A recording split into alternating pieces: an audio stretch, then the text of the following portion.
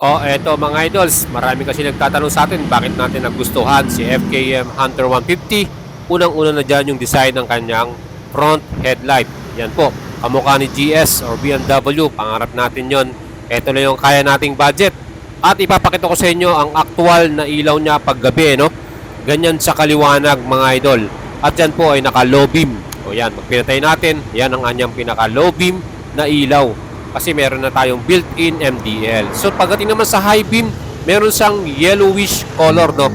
Yan mga idol, ang ating actual na headlight pag naka-turn on yan sa gabi. Ano masasabi nyo mga idol? Pwedeng-pwede na ba yan sa inyo? At para sa akin, solid na yan dahil tayo po ay laging bumibiyahe sa gabi, no? From Manila to Pangasinan. At yan pong ating Hunter 150 ay susubukan na natin yan later on once na meron na tayong ORCR. Magra-race na tayo ng malayo. Mga idols, abangan nyo pa yung ating mga next vlog at next review sa ating bagong Hunter 150.